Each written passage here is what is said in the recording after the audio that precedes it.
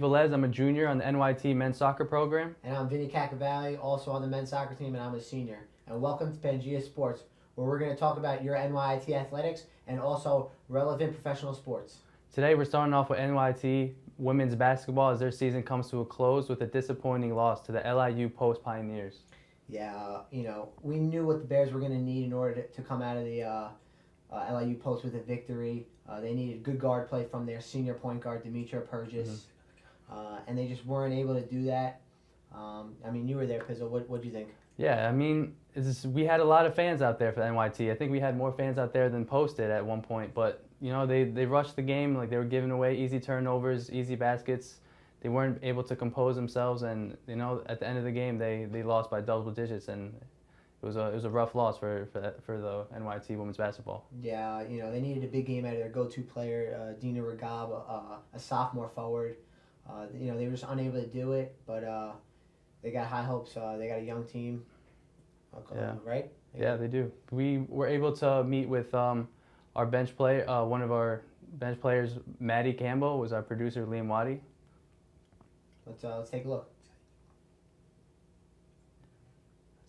I'm here with Maddie Campbell from the NYT women's basketball team. Now, Maddie, you had a fantastic season with a tough loss against LIU Post in the ECC playoffs. How did you think your season went overall? We had a pretty good season overall. We were a really new team. We had 6 freshmen, including myself. We also had another girl who was a redshirt freshman, so we had 7 girls who hadn't played at that level before. But we did really well. We started off okay. We came out after Christmas and we had 7 wins in a row after one tough loss, and that really gave us a bit of a kick we needed to keep going. It finished up a little bit rough. Our loss against Post kind of sucked, but it was pretty good overall. And how did you think the season went for you personally? This was your first time in America. You're a freshman. How did you adapt to the game coming from Australia? It was hard at the start. I missed home. I was like, man, this is going to suck. But once you're into it, it's really good. We're a team. Our girls are like my family. Our coaches like our family. We can do whatever we want around them. And I felt like I played pretty well. I was a starter for the whole first half of the year, which was really good for my confidence. Then I started coming off the bench the second half, but I think I performed better that way. But I don't know, it was a pretty effective season for me. I'm hoping it'll get better next year, but it was good. And I was there at the game against Malloy and LIU Post at home. We had a fantastic crowd, great atmosphere. How did you think that helped you beating Malloy, a very tough team? The atmosphere was insane. That was probably the best game all year. We had you boys there, the whole soccer team was there, the whole lacrosse team was there. Everyone was there supporting us. Our stadium's rather small, so it was just so loud. Everyone was screaming, kind of went in our favour. It was the best atmosphere ever. We need people like that every game. And that was in stark contrast to LIU Post. It's a much bigger gym, a lot more space, and has a bigger capacity. But I think the atmosphere there was completely different.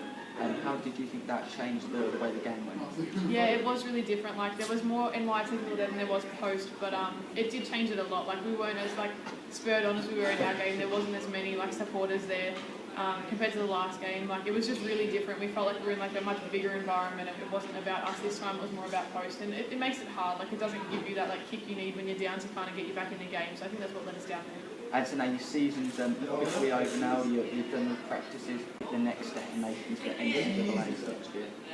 We're still training. We're not practicing with coach at the moment, but as girls, just individually, we're going to the Old Westbury gyms, working out with those teams, just going to the gym, stuff like that to kind of keep on top of our fitness. But postseason starts again in 2 weeks, and then we just kind of go from there. Last year, they didn't get a postseason because there was no girls to be there, but this year we're all here, so we're just going to start early, get it all going, and I guess we just have to come back up stronger. We'll be ready. Well, thank you very much for your time. I appreciate it, Maddie. Make sure you catch out the women's basketball next season. They're going to be a lot better than they were this year. I'm sure of that. They're going to make it NCAA's. Thank you again, Maddie. No problem. You stay classy back in the Pangea sports complex. Freshman forward. She's a freshman, and she will be returning player for NYT women's basketball, and she's a great rebounder. So they have a lot of returning players for women's basketball. So I think hopefully they had the high hopes to reach an NCAA tournament. Yeah, for me, anytime you have a returning team coming in, a lot of players coming back, it's happened with us on the soccer team. You're always expecting a big year, and I think just the experience will help them, especially in close games, in playoff games. Experience is the one key thing that I think will get the Bears to where they want in the future. Let's move on to lacrosse. They started off on a shaky start 1-2 on the season. For those of you who don't know the NYT lacrosse tradition, you know that they're expected to do big things. Yep. And they started off terribly, going to Tampa, giving up 15 goals. What do you think were some of the reasons for this? I mean, because of their rough conditions, you know, like they had playing on the blacktop for a couple weeks before preseason, then going off to Florida with the 50-degree weather change. It was difficult, you know. Like, so now they're coming back and they're stepping up. They're improving the season. They got 4 wins now, and they had a great win the other day against Bentley. Yeah, you know, we know what the Bears have. They got a great attack trio in Corey Triola, Luke Miller, and Sean Murphy. Yeah. Luke Miller was named preseason ECC Player of the Year. So, you know, we know the attack's going to be there. One thing that I'm a little worried about is the goaltending. He's a freshman. What do you think? I think he did very well. He had 10 saves on 12 shots. Second time CC player, the goalkeeper of the week. I think he's going to be more confident now, and as his season progresses, he will keep the NYT lacrosse team at their high level. Mm-hmm. And another thing that's good for the Bears is their experienced defenders with Canadian national team player Danny McDermott, and with him Eddie Torrero also on defense. I was able to catch up with Eddie today. Let's take a look at the interview.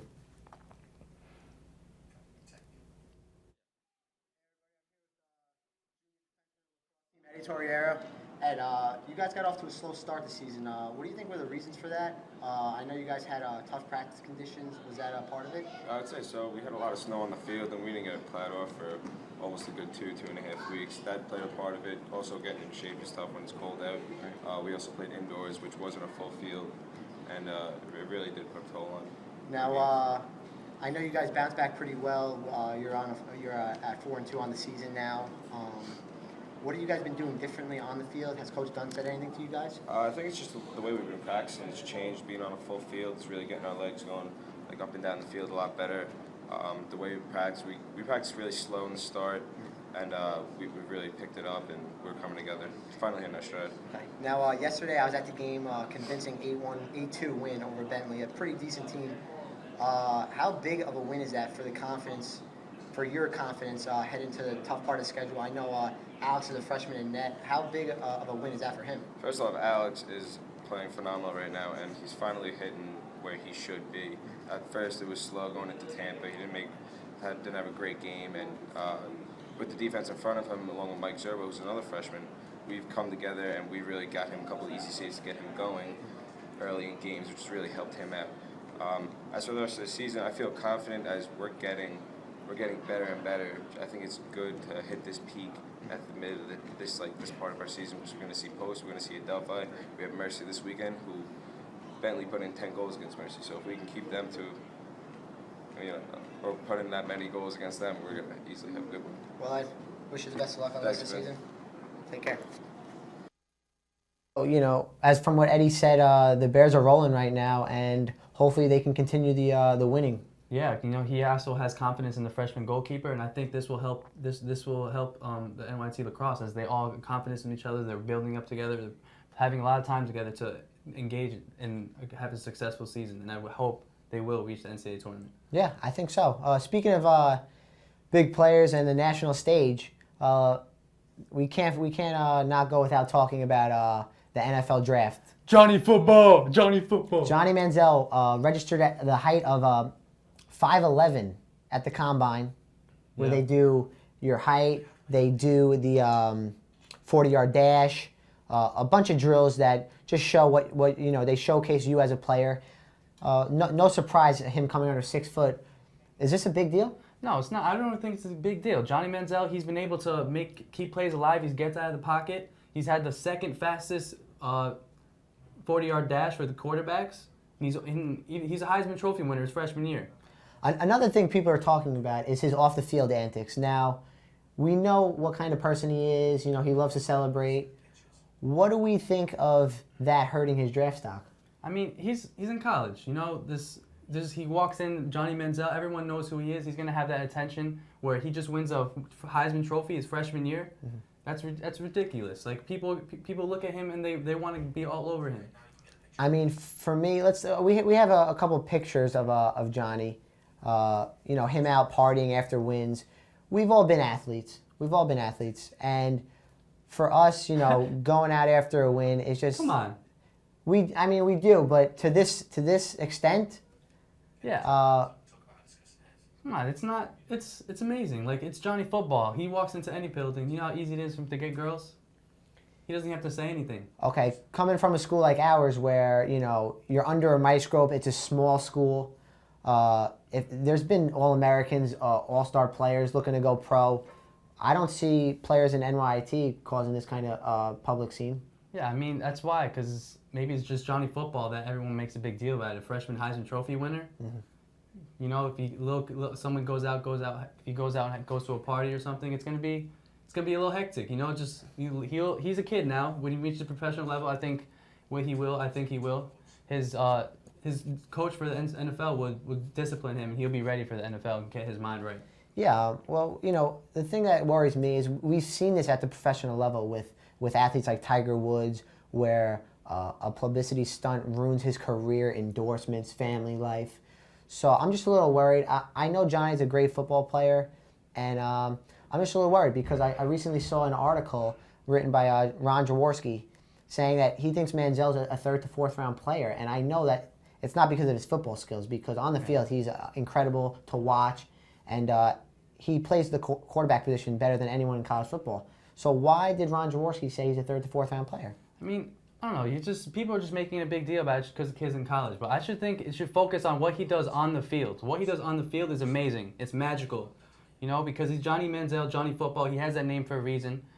He should be judged for the NFL draft. Does what he does on the field, not off the field. He'll adjust for that, and everything else, will come out better. Well, speaking about judging on the field, what better topic and what better person to talk about than Michael Sam of the Missouri? What's their mascot? You know? No, I'm not sure. I don't know. He plays at Missouri.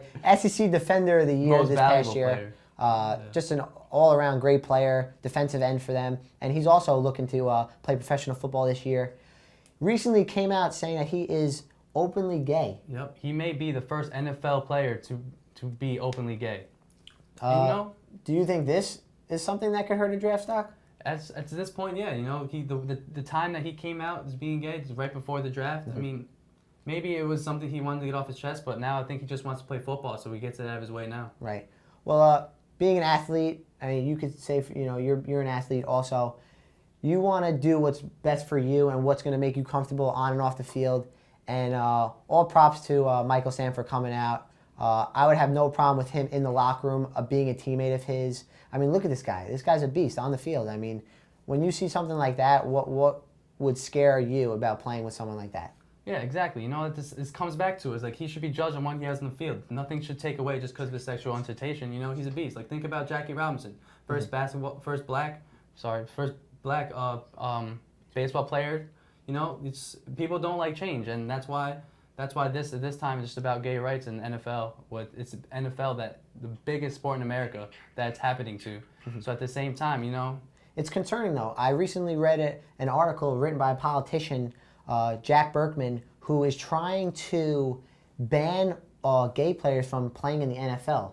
He, I don't want to quote him because I don't have it in front of me, but he said something about mothers should be scared about having their kids in showers with gay men. That's absurd. Like Michael Sam's gay, but he's a beast. Mm-hmm. And that's simply what he should be judged on: his ability to play football, and he will make an impact on the NFL. He's the most valuable player for the Missouri team, and they're able to make it happen. Looking at other sports right now in America, we have Jason Collins of the Brooklyn Nets came out and said he was gay. We also have Robbie Rogers from the LA Galaxy. So why, I'm just a little worried for Michael Sam because, yes, it is America's sport, right? Everyone loves football. And it is such a manly sport that I think that's why it's getting out of proportion. Exactly. But at this point, we're coming to this time in the world where it's going to happen. It's going to happen. And even though, like, Johnny Vilma from New Orleans Saints saying that he does not want a gay teammate, like, get over it. Like, he's gay, but just because you're gay doesn't mean you're fancy for every guy you meet. Like, at this point, like, just base your judgment on how he plays football. It's simply it. Base Johnny Manziel how he plays football. Well, that's it for this week's topics. This is all for Pangea Sports. Don't forget, if you want to check out more, go to follow us at Globesville.com or on Twitter at Globesville. For this See you week, next time. take care. Bye-bye.